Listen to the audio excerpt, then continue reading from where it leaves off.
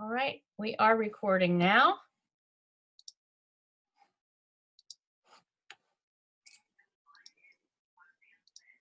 There we go. And so I was thinking about this topic today. I am, in addition to being an educator, I'm also a grandmom, and I have the absolute pleasure of homeschooling my granddaughter who's in kindergarten. And we're at the end of week 5 already, and it's kind of starting to go by quickly. And Jane and I have gotten into a pretty good routine, but there's a lot that I worry about. And when I talk to all of my educator friends, I know they're worried, about what they're doing for their kids. And so we really wanted to focus on that kindergarten through second grade, primary age kids, and talk to folks who are doing that work now to see if we can offer some practical tips to those of you who may be teachers or caregivers or administrators working in the school systems, trying to help all of our younger learners get what they need during this really strange time. So I'm going to introduce our panel. We have Janet Pedrazi, who is a kindergarten teacher and our resident content expert here at Lexplore, and she teaches in the East Orange, New Jersey school system. And then we have Julie Connors, who is also a kindergarten teacher, and she spent many, many years before kindergarten teaching in first grade, and she is in the Peabody, Massachusetts system. And then we have Erica Cook, also in the East Orange, New Jersey system, and she is a K-12 teacher trainer. So she's seeing teachers all across the grades who are dealing with this special challenge. So today's purpose is really a conversation, and the context of our conversation is that, this is really hard. I cannot remember anything ever in education that felt this hard. And we are, all doing the best we can. We never feel like we're getting it quite right, but we're doing the best we can with what we have from where we are. And that's got to be enough. And so we want to think about now, how can we take an empathetic approach and kind of prioritizing those human needs and professional expectations, and how can we create a new work structure for ourselves that helps us sustain this new normal, because it's going to be a while. We just got word in New Jersey today we're in this at least another month. Many states have already announced. I think Julie told me today, was it New Hampshire, Julie? Yes. New Hampshire announced they're done for the rest of the year. Several states have also made that announcement. So this is going to be a while. We have to figure out how to make this work as best as we can. It looks like there are 4 pretty solid phases of adjustment, and I've kind of taken from other folks who've been talking about the phases of adjustment and called them phase 1, which I call logistics. And that's when we're getting the devices and materials to all of the kids and all of the educators and just kind of figuring out how we make this whole thing work. And then we kind of slide into phase 2, where we land in routines. We've got norms and expectations and schedules, and we know what we're doing a little bit. Most of us are now in phase 3. Phase 3 is engagement. And so now we're trying to figure out, okay, we've got the stuff, we've got the norms. How do we sustain participation and still care for our educators? And then finally, phase 4 is the future. What comes next? What happens when we reopen? What happens if we don't reopen? And so kind of thinking about, well, where is each of us now? So, if you kind of think about that, where you are now. And personally, I'm in the engagement. I can't even think about what comes next at this point. I'm just worrying about my granddaughter and thinking about educators that I am supporting, and just kind of keeping everybody going right now. That's personally where I am, but I know other folks who are still in logistics and routines, and I know other folks who are already sliding into that future thinking. So it's a very personal thing about where we are. I'm going to stop sharing my screen now so we can see faces. And we're going to talk a little bit about about our own needs. Something that's really interesting about this situation is that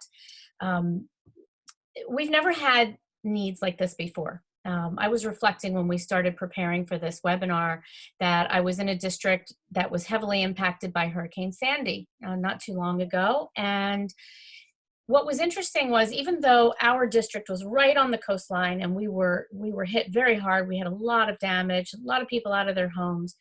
We were a fairly large district, and so we still had teachers who weren't impacted by the storm. We had teachers who were further away from the coast, and they jumped right in and supported those of us who were living right on the coast. This is the first time I can ever remember that every single person in pretty much every district in the country is having the same kinds of needs at the same time. And so we kind of have to take turns supporting one another and thinking about those human needs and those professional needs. So I'm going to turn it over to the panel now, and I would love to hear. Let's start with Janet today about the human needs. Tell me, Janet, how are you balancing your own human and professional needs and supporting others in your professional life? Well, it changes daily. At first, when we were first quarantined in our first week or two, probably more like two, um, my needs were not met, but I knew that it was temporary and I needed to continue to reassess my practices and what I was doing to support my students and families and see where I can make a change in my schedule and in my structure. So, the structure of my day. So, eventually, what I started doing was making sure that I scheduled a lunch walk with my own children every day. Because what was happening was the first 2 weeks when it was just craziness trying to help all my students and parents get logged on and get their technology rolling and get them into a routine. I was ignoring my own children, and my heart was breaking because I could tell that they were feeling anxious about what was happening, and then their mommy was not there during the day to support them. And they're 11 and 14, so they're a little more independent, but they still needed me. So now we have daily lunch walks, and I make sure that we look at all of our schedules and we figure out the 20 minutes that we can all just take a step outside and walk around the block a little bit. And I touch base with them about their school and what what they're working on, what they still have to do during the day. And then that helps me. And that is one of my needs, is to be a mom.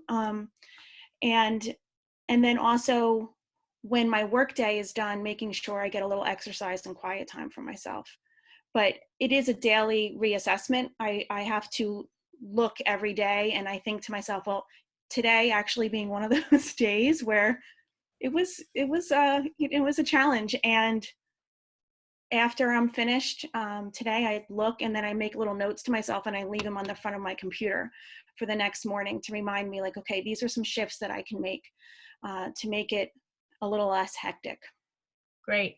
Now, Julie, I know your kids are a little older. They're not really kids anymore. Are you having that same need for more of a fluid, flexible approach to scheduling and just making sure there's certain things that happen? How's it work in your house? Actually, my husband and myself and one of my daughters lives at home.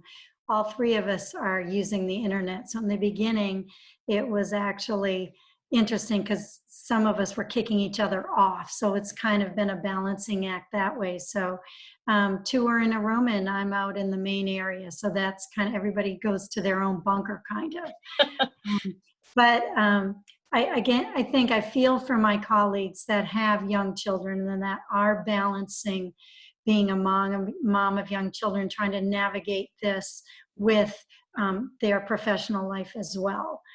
So I think that's where we can some of us that don't have young children at home can kind of pick up the slack, or maybe, investigating websites or things like that, or helping one another that way. I do make sure that I do exercise also every day. That's important to me for my own health.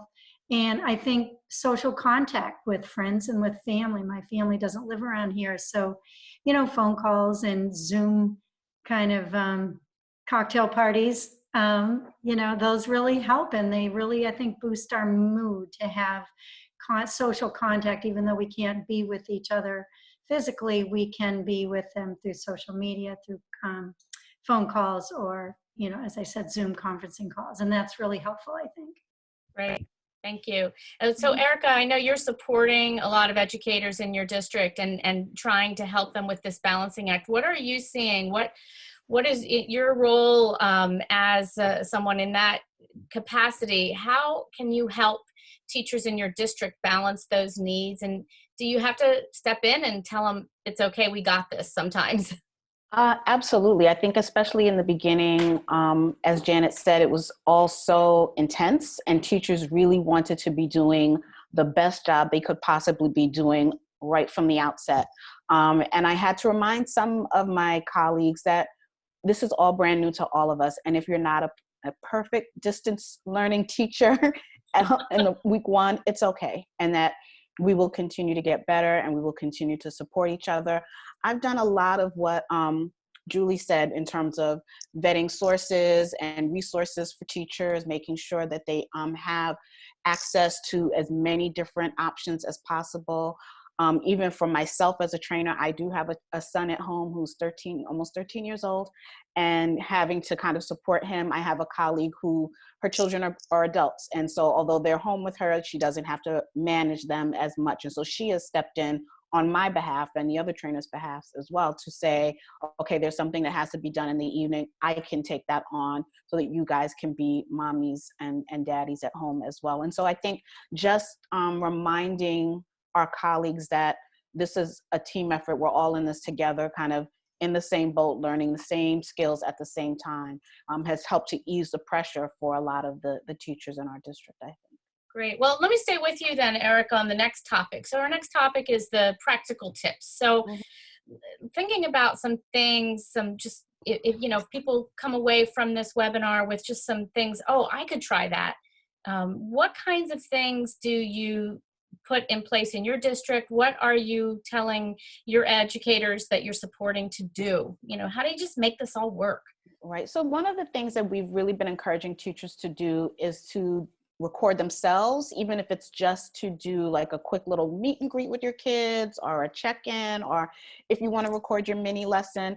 I think when kids see, especially the first time that kids see their teachers after being away for a stretch, there's always an emotional response. And so I think just being able to kind of connect that way, of course, now we're moving into the phase where we're having some more live sessions using Zoom and Google Meet and other platforms like that.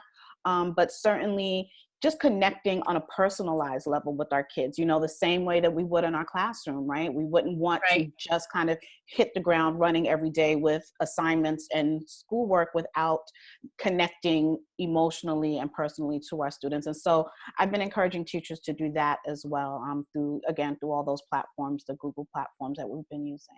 That's great.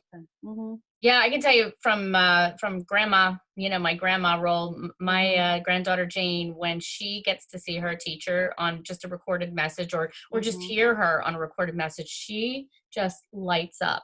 And I know you guys know this, but I mean, the little ones, the primary age kids, especially K1 and 2, they need that. They love you guys so much, and they need to see you. They need to hear you. It's critical.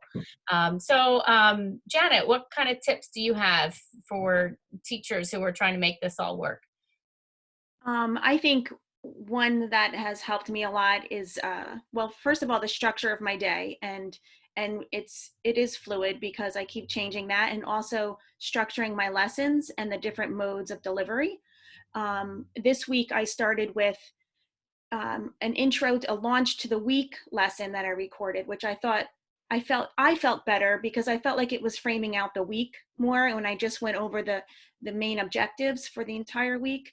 And then to touch on that emotional piece and the connection, in that launch, I continued to sing some of our intro songs or hello songs and whatnot. And how you thought about yourself on singing on video? Just curious.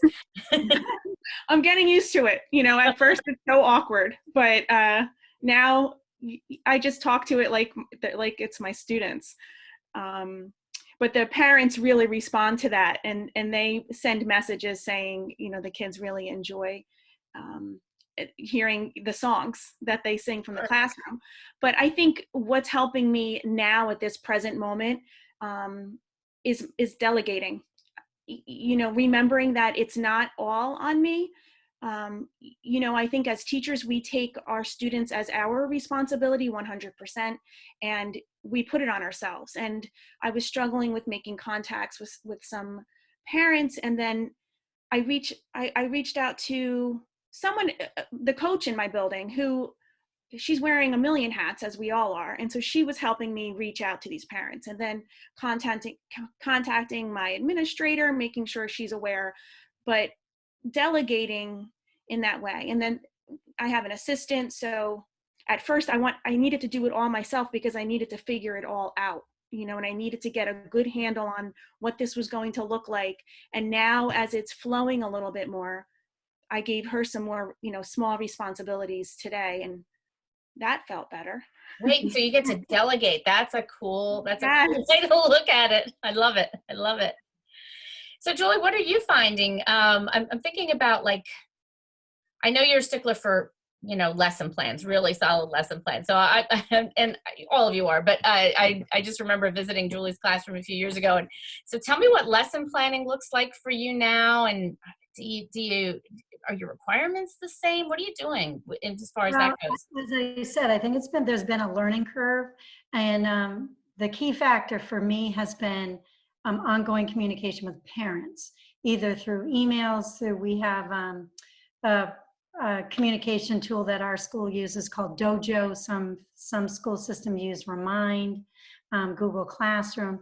But I've been communicating with parents every single day. I'm, you know, back and forth. So that's been really helpful because, again, my whole philosophy is that, you know, it's a team approach. It's the parents, it's the teacher, and it's the children. So that's been really helpful. So as Janine knows, I'm a little structured person because I feel like I do have some wiggle room, but I do feel that young children do better with structure and knowing what the clear expectations are.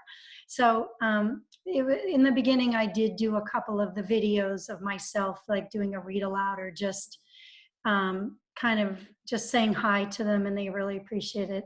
I did in the second week, I learned to do a Google Meet, and I had the whole classroom. There was no structure for that, but they just love seeing each other. So that was, I think, a really positive emotionally for them.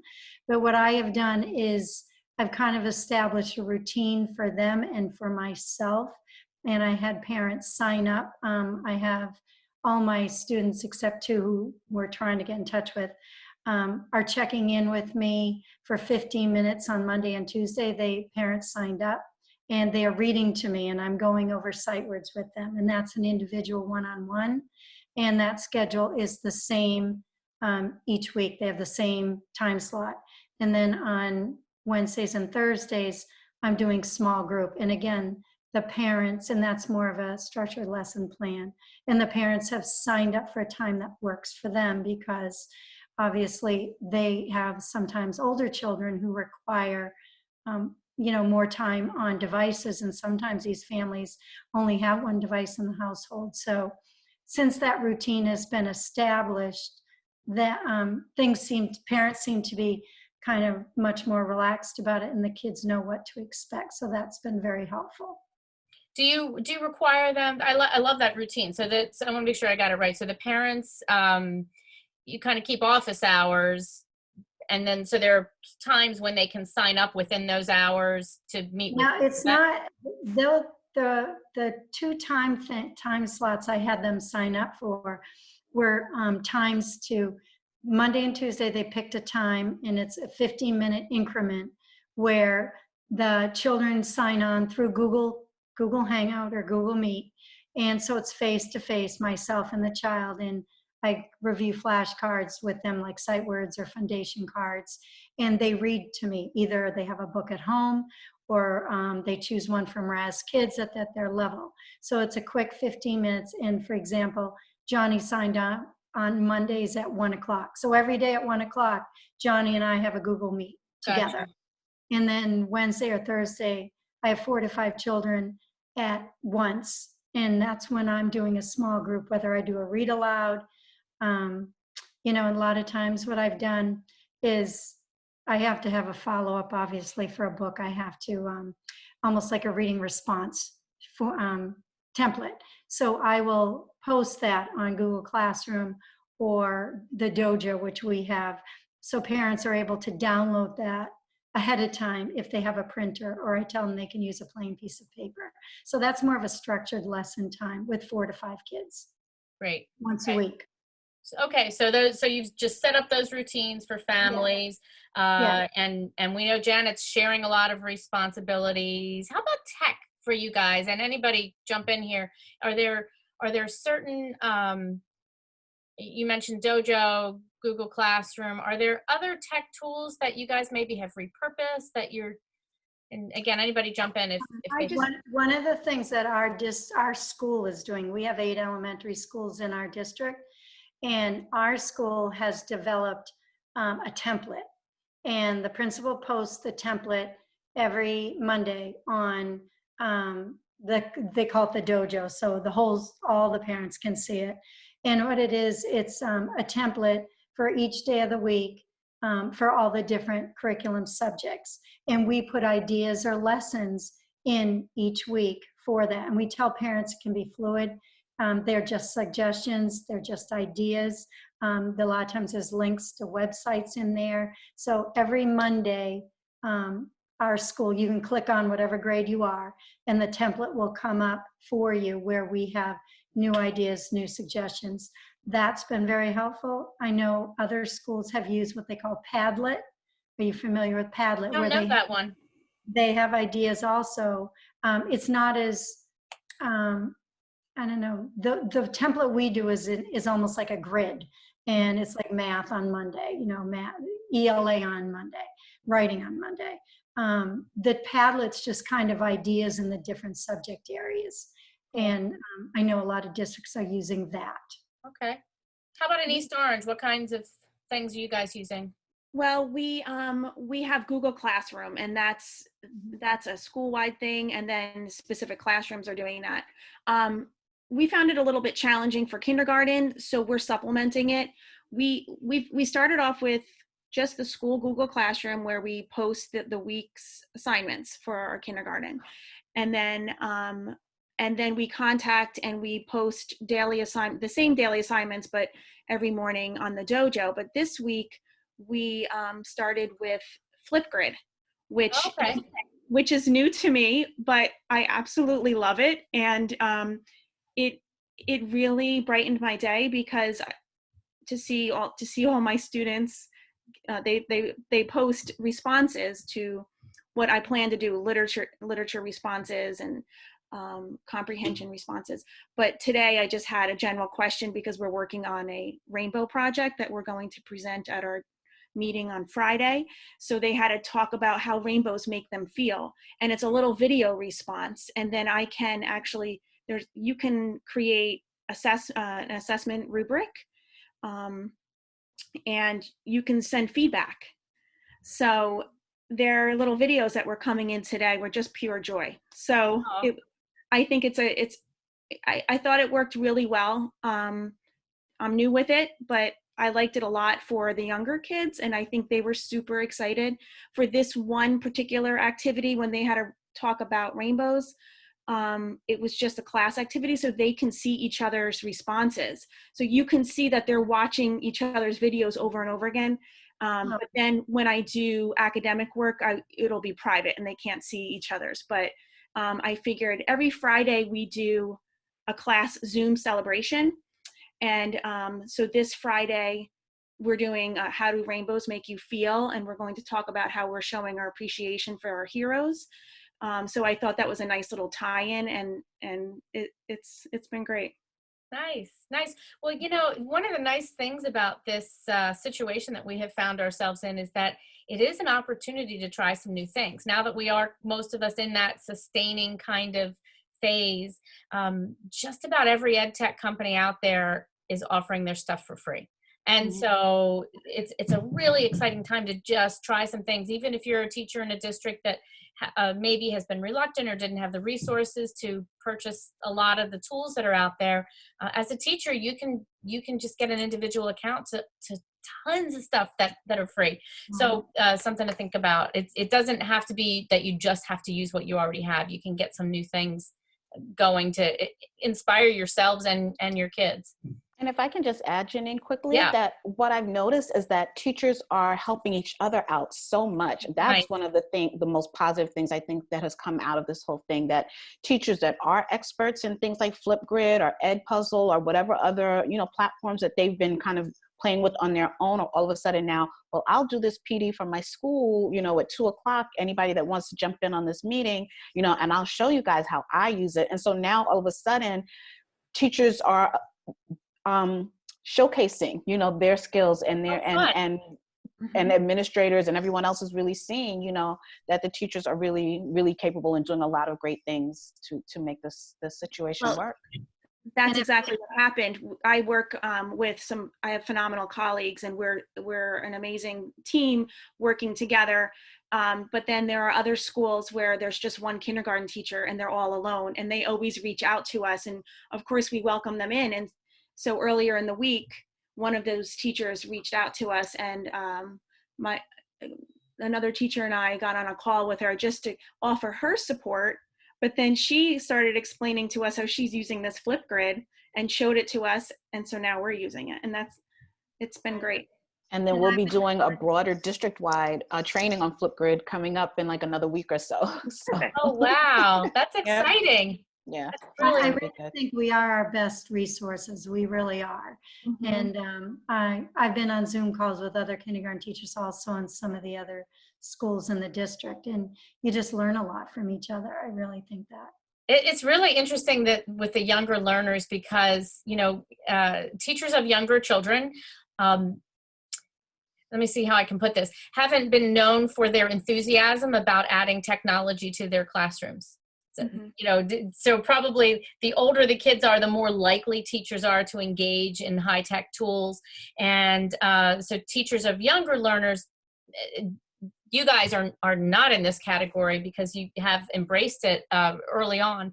But there are tons of teachers out there in K1 and 2 who just haven't been enthusiastic about that. They're focused so much on their relationship with the kids, and sometimes the tech tools feel like they're getting in the way of that or make things harder rather than easier. And so now that we are so reliant on tech tools, this is really a chance for, as Julie said, like, we are our own best resource, because tons of teachers of this age group have been doing a fantastic job with this all along, and they haven't had an opportunity to showcase what they've been doing. So that's kind of cool. I didn't think about that.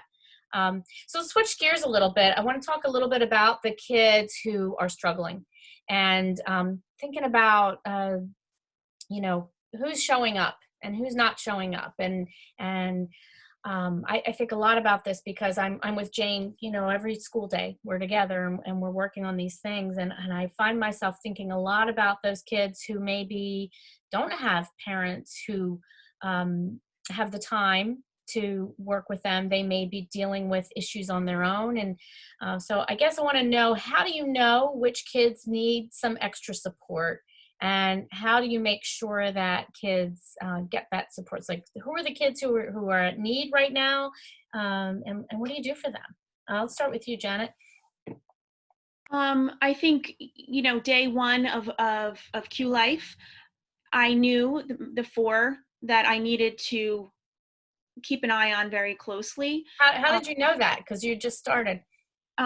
Well, just from my experience throughout the school year, noticing struggles, parents struggling with keeping up with all the responsibilities of working and taking care of children, and perhaps even going to school and meeting the needs of their child at the same time. Just and other, whether it be academic or emotional with the children, I knew there were concerns before that I was already addressing in the classroom. So there were about 3 or 4 that I knew on day one that I wanted to reach out to. And I think, for all of my students, my initial response that came without thought or premeditation at all was, I need to connect with my moms like I've never connected before, because a lot of my moms are they're single moms and they're working moms, and some of them are still working, and I knew it was going to be a lot for them. So reaching out to my special group that I knew I had to keep a special eye on was even more challenging, was finding the moms, and in this meaning which numbers are working, or who, which relatives can I reach out to, and just approaching them when I did get to them in, hey, we're in this together and I'm here for you, and whatever we need to do to get through this.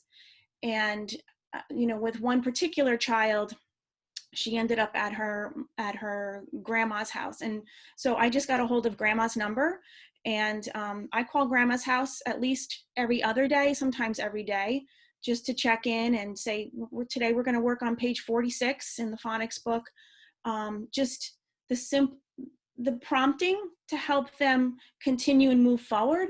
But what I found more importantly is that emotional connection with those children is what is of the utmost importance. And I can hear it in their voices when they get on the phone. So I think just reaching out to them in any way that I can. So the technology sometimes is limited. So the telephone, it works. And it's not as great as being on a Zoom call, but I can still prompt and have the child read to me as I'm looking at the same document. So I think supporting and coming out with a very compassionate, vulnerable almost approach with the parents, and using the telephone. Yeah, just the old school telephone. So important. So Erica, from the district level, are there things that are happening to support families in case, let's think about those kids that maybe teacher hasn't been able to get in touch with. Are there things happening in your district at either principal level or district level that can be helpful to educators? Well, I think, as Janet said a few minutes ago, every teacher I know is reaching out on a regular basis, especially to those who have not engaged, to students who have not engaged much since we've been in a quarantine life. Just trying to, again, first of all, make a connection, kind of make an emotional connection with them, and just check and make sure everybody's okay. And then once we establish that, what do you need? Do you need a device? Because if you do, then we can get a device to you. Do you need free internet? Because if you do, we can hook you up with Comcast, because that's something that our district has been able to do, get free internet service to families who didn't have it prior to this.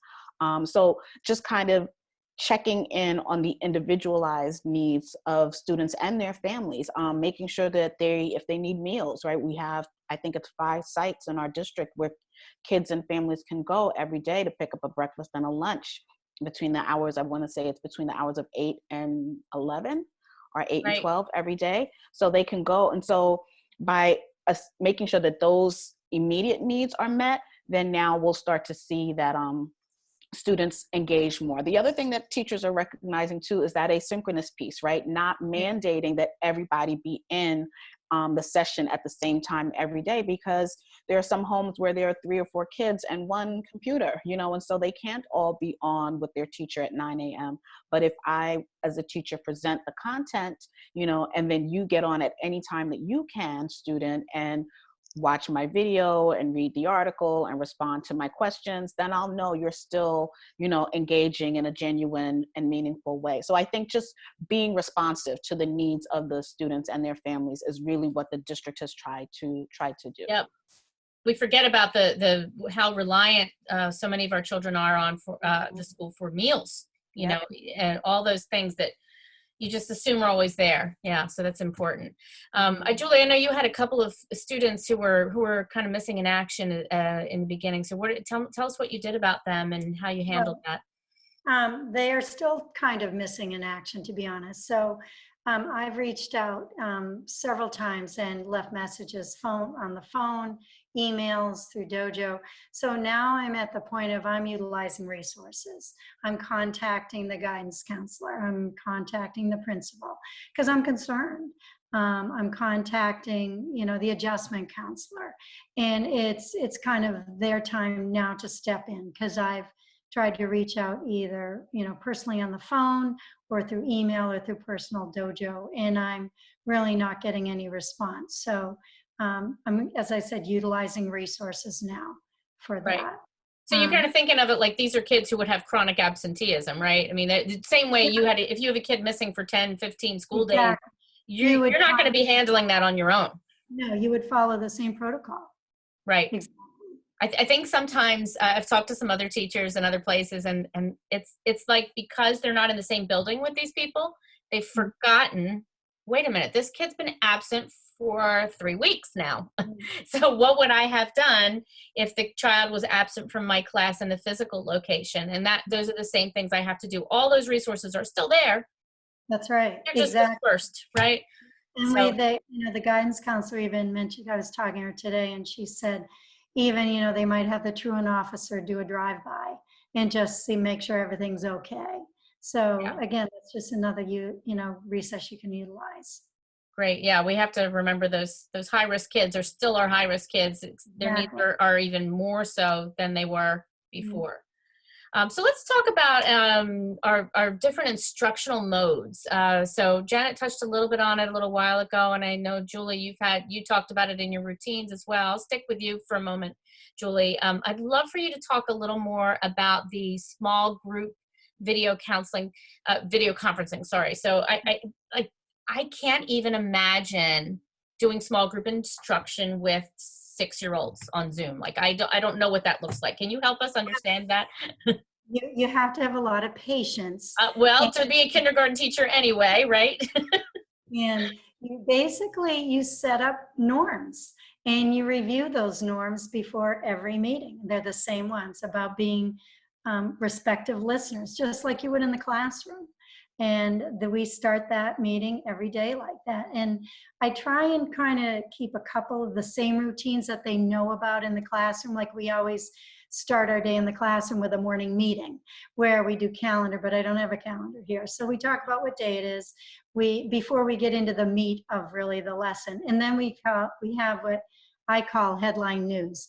And it's a time for children to share something in one sentence about what they did, what they're going to be doing. So that's how I kind of start my small group instruction. We start by reviewing the norms, and I tell them, if you understand or if you heard me, give me a thumbs up, because you always want to make sure they're engaged, so they're not, dropping pencils, dropping crayons, things Right. like that. And then I say to them, and I really haven't had to turn mics on or off, because I tell them it's important that they listen and that they share and people listen to them. So I really haven't had an issue with having to turn mics on or off in small groups, which I think is pretty great for a 5 or 6-year-old at this point. So once we've done that, then I go into kind of the meat of it. And again, kindergartners, they have attention spans of gnats. So it has to be quick and on point. So, and they have to be engaged. So I do a lot of asking questions, a lot of thumbs up, and, and getting them to respond that way.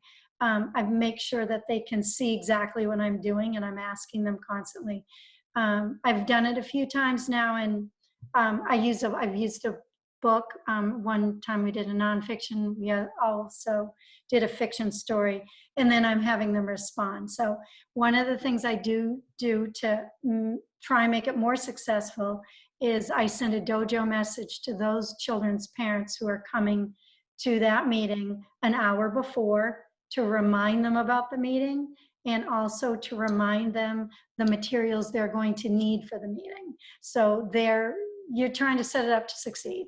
So, and I tell the parents that it's important that we start on time and we end on time.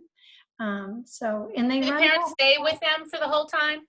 I tell parents you can go get a cup of coffee if you want, but I found that parents really want to be right there in the vicinity. And kudos to these parents, because they are participating and they are helping, and they are very appreciative of this time. Great. Janet, you've done some work with the large groups on Zoom with your whole class. Or I don't know if it's Zoom or another vendor. I shouldn't say Zoom, but you've done some video conferencing with the whole class. I cannot imagine what that looks like. So tell us why you do it, what you do, and what you do and how you do it. I think my main purpose, I'm constantly thinking about the word joy and how I want to weave it into everything that I'm doing with the students. I know we're all a little bit stressed right now, and things, children might be feeling a little extra anxious, knowing that maybe mom or dad are stressed for other reasons. So I wrap up the week with a celebration.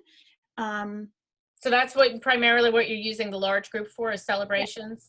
Yes, but we have to work on the norms, Julie. I'm working on those with the whole Hard with the big group, it is. Yes, it was a little tricky. So there was, I did have to turn off some microphones a couple of times, but for the most part, it's, the children are so excited, and it's just a celebration, and it's a time for me to give a ton of positive praise.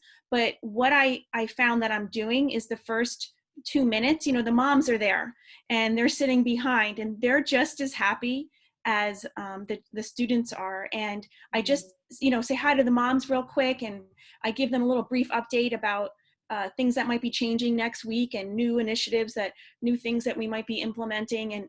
But most importantly, I say, you guys are doing such an awesome job, and I'm super impressed with what they're doing. And then, like last week, we did a show and tell. And that was great. The kids just love interacting with each other, but it's also a time for us to celebrate. And we try to sing our songs together, but the sound is not all at the same time. So it sounds terrible, but we're all really enjoying it. so it's our celebration for the end of the week. That's great. That's great. And Erica, how do you help teachers? What kinds of modes of instruction are you finding that your teachers are utilizing the most? And is there kind of a way to pick which mode? We've heard about small group, large group, good old-fashioned telephone. How do you advise teachers on what forms or modes of instruction are going to be most successful? I advise them to think of their kids. Like, what do you know about your students, and what do you know about how they engage and benefit the most from their interaction with you? And so if you think that that's when you have them in a small group, you can certainly do that. One of the nice things about the platform that we do use, which is Google Classroom, you can assign certain meeting times to just specific students. You don't have to invite the entire class. And so if you just want to pull those 5, or as Julie is doing, maybe do a rotation of 5 students per day, or whatever it is that you think fits your schedule and your students' needs the best, then that's what you should do. If you think, as Janet is doing, that whole group celebration is really needed right now, I think one of the things that I want to always convey to the teachers I work with is that I trust you as a professional to make the right choices for your students. And so, if you want to talk through your plans, I can certainly do that with you and give you some ideas about what to do, but I would never want to micromanage or dictate how teachers should engage with their students, because I think each teacher and their cohort of kids that year are different. Yeah. Mm-hmm. Yeah. It's so important. And Kathleen, in the chat box, I just saw a question here, and she says, "Hi, I'm Kathleen from Portland, Oregon.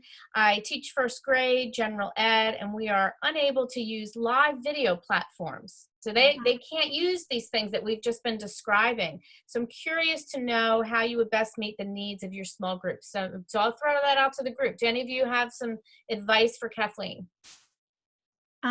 I know that before we were able to figure out Google Meet, and we can't use Zoom, we're not allowed to, we would just record ourselves doing read alouds or doing some small, math activity, and we would record them, and then it would be played on like Class Story on Dojo or something like that. But it was just me, or singing your kindergarten songs or something like that. But that's not interactive, so that's difficult. Yeah. So you could record yourself. That's one way to do it. Other suggestions, Janet or Erica? Can you think of other things that she might do if she can't use a live platform?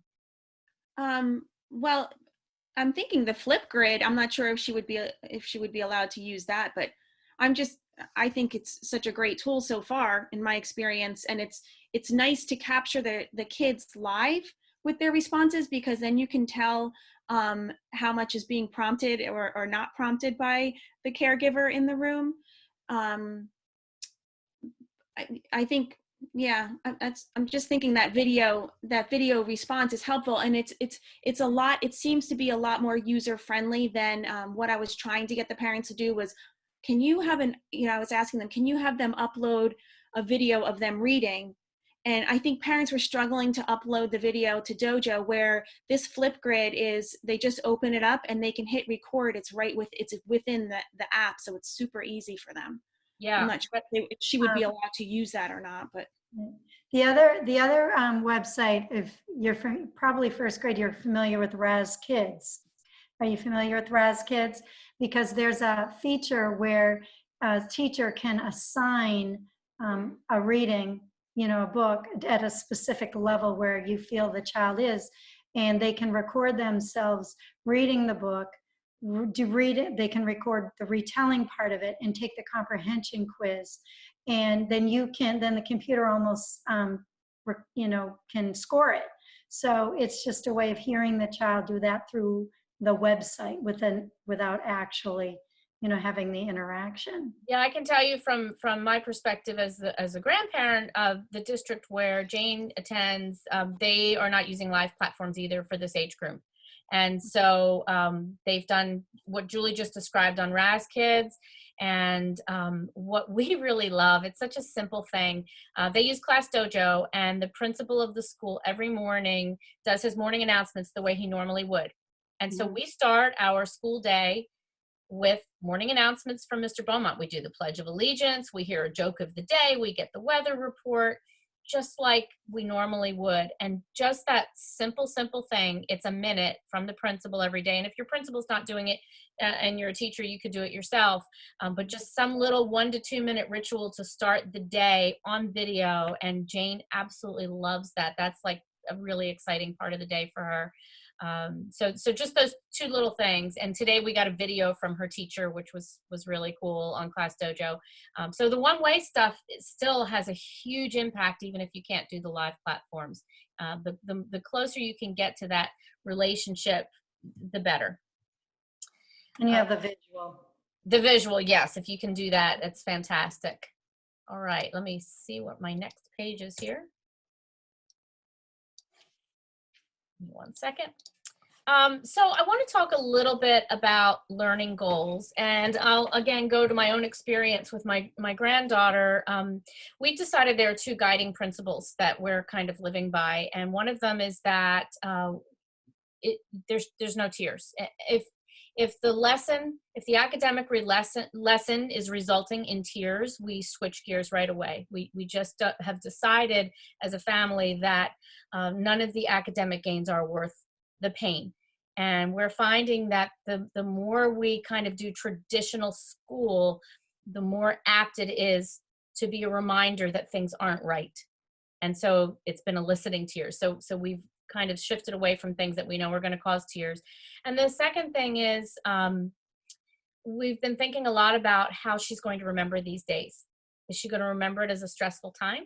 Or is she going to remember it as a time when she got to spend a lot of time with her grandparents and her parents and do some things that were different from before? And so in our family, anyway, we are really looking at learning goals very differently than we used to. Especially coming from this line of work, I'm always like, academics, and I want her to make gains and all this kind of stuff. And now I'm being forced to go, you know what? It's probably the least important thing right now. So I'd love to get perspectives from any of you on learning goals and how you're, from a philosophical standpoint, how you're viewing this time in our lives. I think that this is going to change the entire way we think about education and what's most valuable, and how kids really demonstrate that they've learned or mastered something, right? Even, obviously this webinar is geared toward thinking about K-2 students, but, SATs are canceled this year. We're thinking we're going to have to really recalibrate. And so I think that, and we were lucky enough last week that our assistant superintendent held a town hall meeting via Zoom. And she kind of talked about some of those same things, that a lot of the things that we thought about in terms of traditional learning goals and academic growth and all that stuff will change for the district. And so I think we're going to start to really address some of those social emotional needs for our students and our families in a way that we hadn't done before, because we're realizing in real time how impactful that is on a student's even willingness to engage, much less their academic growth, you know. And so I think trying to really address those needs right from the outset of the school year is going to be a huge shift, I think, for a lot of people in education. Thank you. Julie or Janet, you have thoughts on this one? I think that, as you said, the academics really needs to relax. And I think that it's not just pencil, paper, pen, paper, website, or link.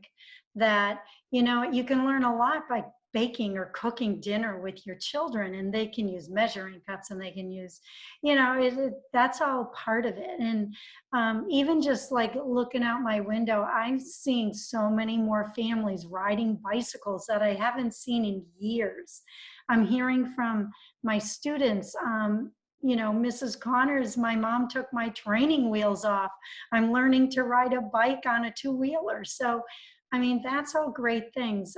In our area also, I don't know if you've got where you are, but families have taken walks, and there were teddy bears put in windows. So they would, you know, going around the neighborhoods and counting teddy bears. Last week, you were to put a heart in your window, and kids could go on like a scavenger hunt looking for hearts. I noticed that some of the kids in our district, they were challenging each other on social media to do 10 jumping jacks, 10 sit-ups, and run around their house 2 times and time it. So those are all really great learning experiences. And I'm just really hoping that they look back on this time and say, wow, that was a great time I spent with my family. Really think so. I'm thinking, in total agreement with all of that. And then also thinking about flexibility and expected outcomes. You know, I think that it's gotten so intense, all of the academic expectations of our students, especially our little ones, that really need to be moving and grooving a little bit more, but to meet the expectations that are placed in the classroom is challenging. And I think this gives us an opportunity to take a step back. You know, every student is in a home with different kinds of resources and different materials. And even with our just little rainbow project, I said, you know, my instructions were create a rainbow of any kind, any size, of any materials. And so some of the children were already sending me pictures, and just to see the varying ideas and the creativity. And you can see one mom cut up toilet paper rolls. And I was thinking, oh, you have a nice supply. But she made the rainbow. He made the rainbow out of the toilet paper rolls, and another child cut up squares. And I think this lends to then it being more student-led and to allow learning to be student-led again. And these outcomes are going to look so very different, but every one of them, they're succeeding. So whether it be, you know, rainbow writing or a STEM fair project or even a composition, that the outcomes are going to, they're going to be different, but that yet they're still demonstrating learning. Great. So. Thank you. Well, we are just about out of time. You guys have been fantastic in offering these great practical tips, and then some higher level philosophical things. And I know this will be very helpful to teachers who are able to hear your words today. So to wrap it up, we'll go Erica, Janet, and then Julie. So my question is, we've been at this about a month now. So if you have one piece of advice to offer what I call your pre-Q self, the person that you were before we entered into this period of quarantine, what would be one piece of advice you could give yourself at the beginning of this? My advice would be to take a breath, to myself and to my colleagues, because again, I think as teachers, we always want to do the best job we possibly can for the populations we serve. And sometimes we forget that we're human and make mistakes too. And so if you just take a breath and you take a beat and you think about what's really most important, you recognize that you're hitting those things. And so just take a breath. That would be Thank my you. advice to myself. That's excellent. Thank you, Janet. I would say, Janet, it's not that serious. There is a part of me, especially my professional side, is extremely type A, and meeting deadlines and making sure I'm hitting on all the points. And when I'm not there, I get stressed out. I get upset, and I feel like all of that has just gone out the window, and I'm really honing in on what is important, all the things that we've talked about. So I look back and I say, yeah, it wasn't that serious. Thanks, Janet. Julie. I was talking to Janine a little bit ago, and I said I would need to buy hats because I really do think hairdressers are essential. But other than that, I really feel that to remember that it takes a village, that we're all in this together. There's going to be glitches, but nobody's on an island. Everybody's working together to do the best that they can. Thank you. Thanks. That's a great last word to end on. And thanks to all of you educators who are doing such a fantastic job in these really difficult circumstances. Our kids are lucky to have you. Bye-bye, everybody. Bye. Thank you.